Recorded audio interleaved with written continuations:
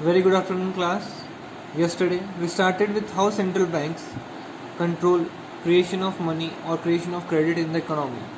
There were two instruments, quantitative instruments and qualitative instruments.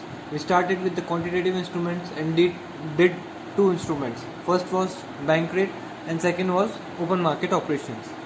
Let us start with the third one. Third is repo rate. Third is repo rate. Repo rate is the rate at which RBI offers short period loans to commercial banks by buying the government securities. Repo rate is the rate at which, वो rate जिस पे RBI gives loan to commercial banks को short period loan provide करवाता है by purchasing government securities, government की securities purchase करके, ठीक है, गवर्नमेंट की सिक्योरिटीज परचेज करता है आरबीआई कमर्शियल बैंक से और उसके बदले में उनको पैसे देता है.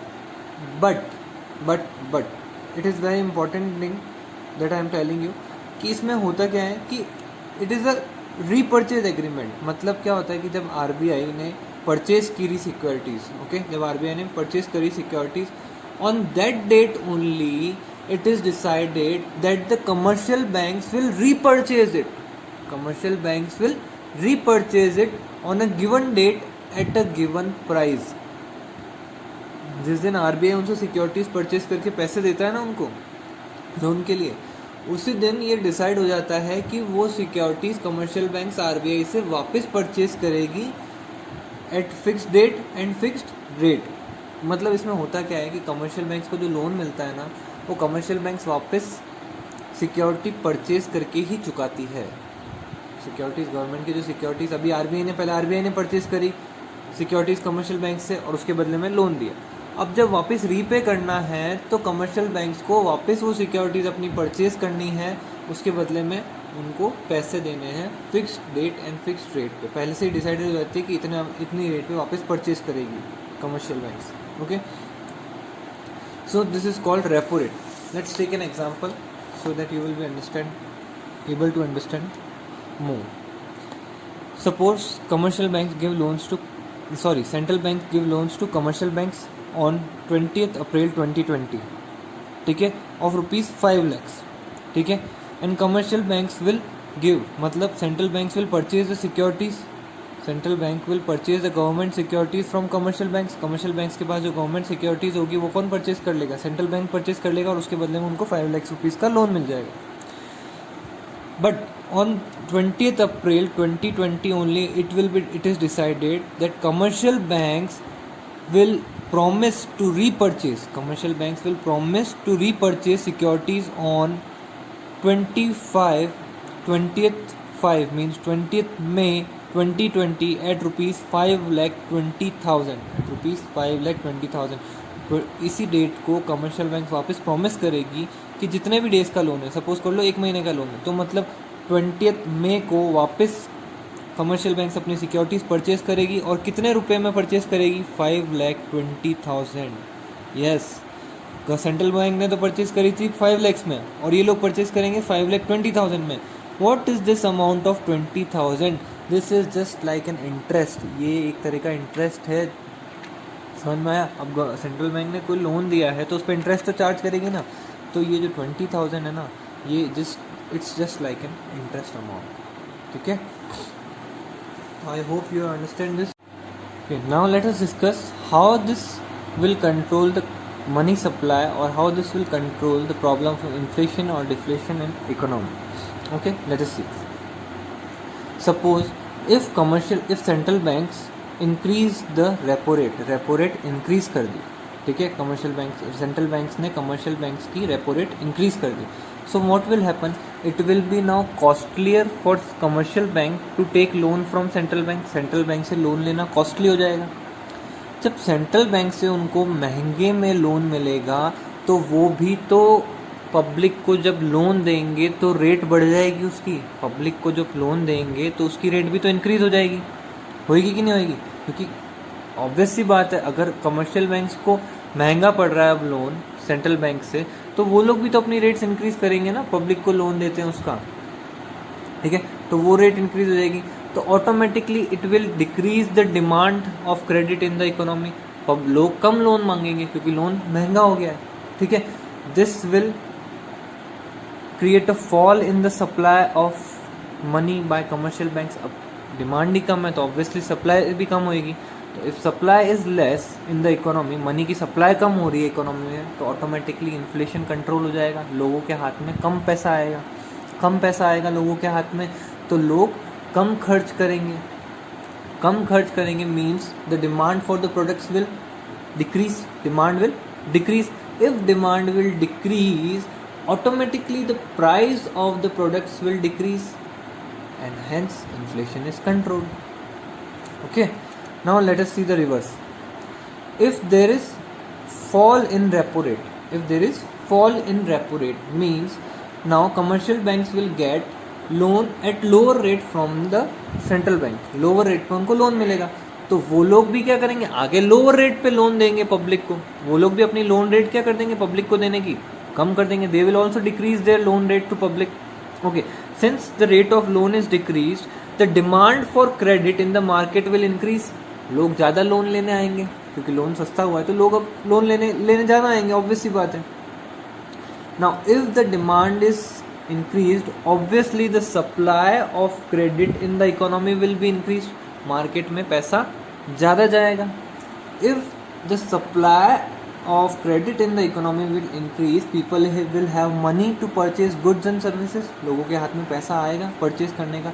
जैसे ही लोगों के हाथ में पैसा आएगा परचेज करने का, it will automatically increase the demand, will automatically increase the demand for products and services, for goods and services की डिमांड बढ़ जाएगी।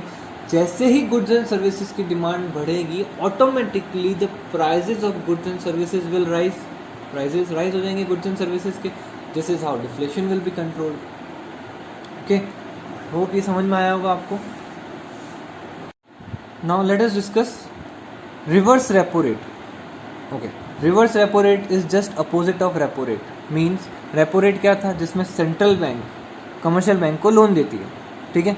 अब रिवर्स रेपो रेट क्या है, जिसमें कमर्शियल बैंक्स अपना पैसा सेंट्रल बैंक के पास डिपॉजिट करवाती है। Rate at which commercial bank deposits their money with central bank, commercial bank अपना पैसा सेंट्रल बैंक के पास जिस रेट पे जमा कराती है, डिपॉजिट कराती है, is called reverse repo rate.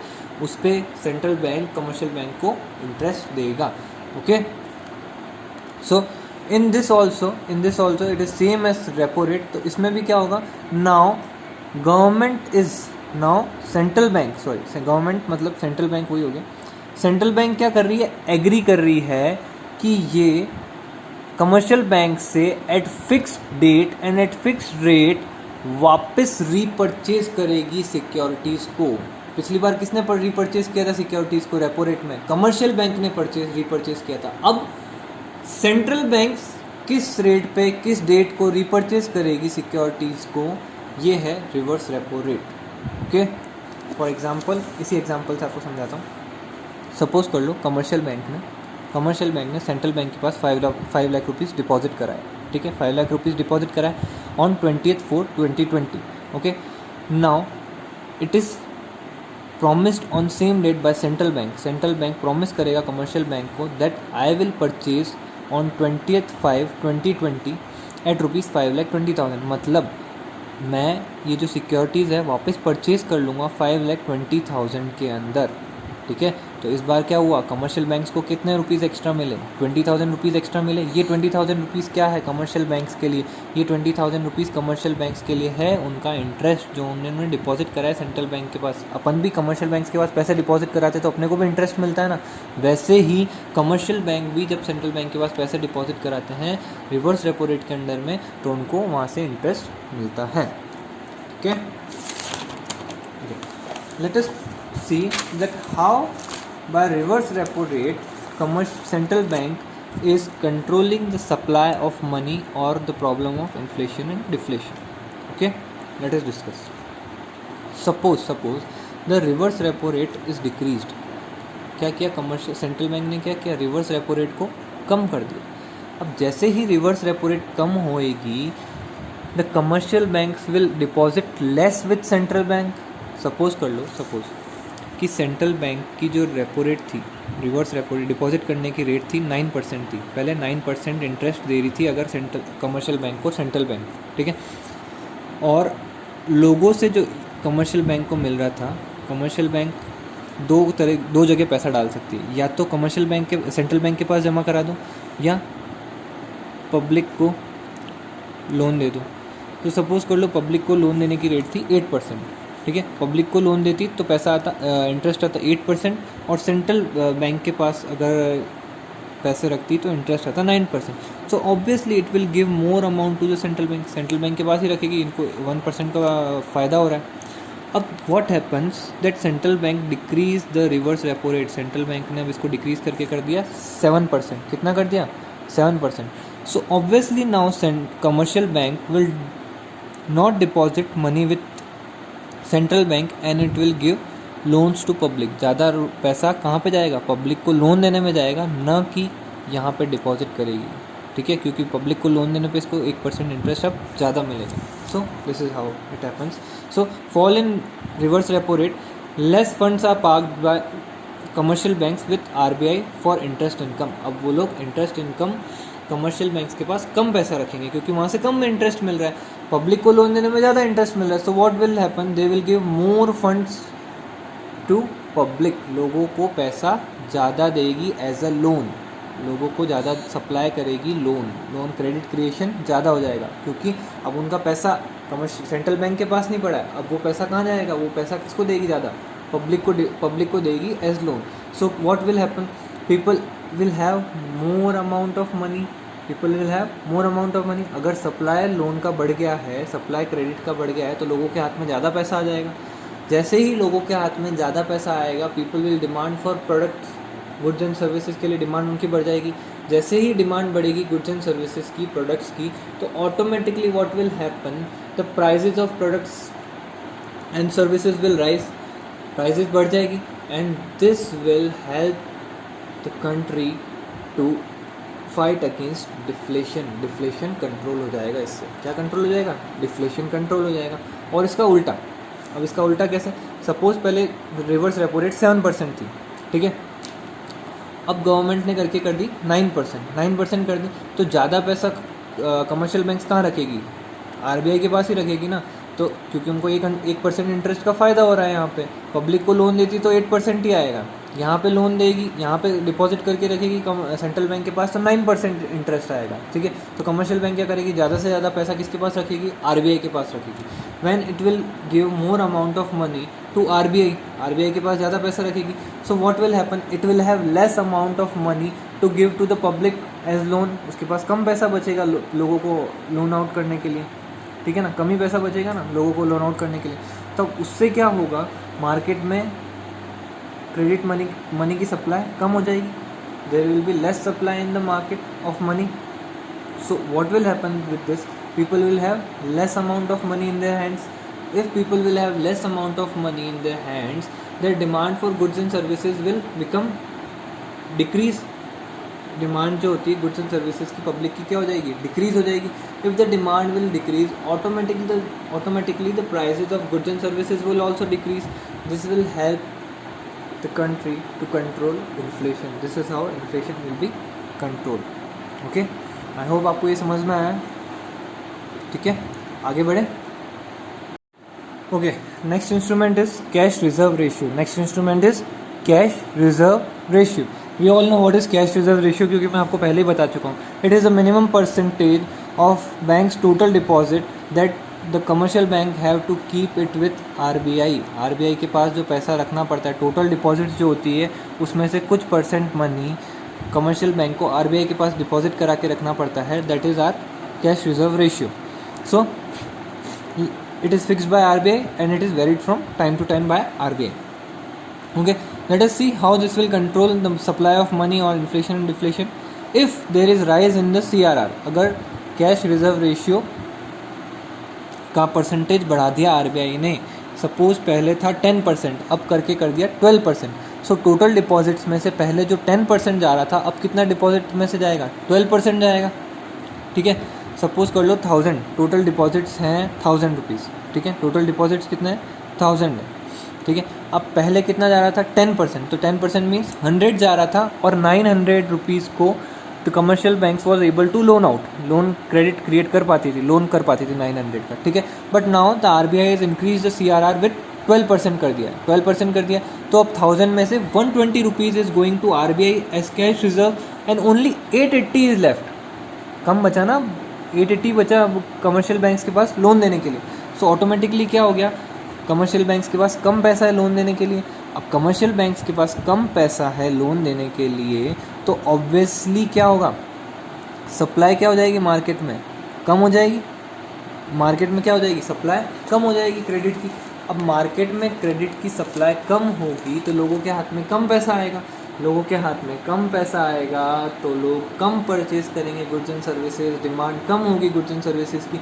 If there is less demand of goods and services, automatically the prices of goods and services will be fall, decrease हो जाएगी गुड्स एंड सर्विसेज के prices. This will control the inflation, okay, this will control the inflation and also there extra supply of money in the market. And the opposite of this, if the CRR is lowered, percentage low कर दिया, कैसे, पहले था 10%, अब RBI ने उसको कर दिया 8%। So out of ₹1000 first 100 rupees was deposit 100 rupees were to be deposited with RBI as cash reserves. Now only 80 rupees are to be deposited with RBI as cash reserve.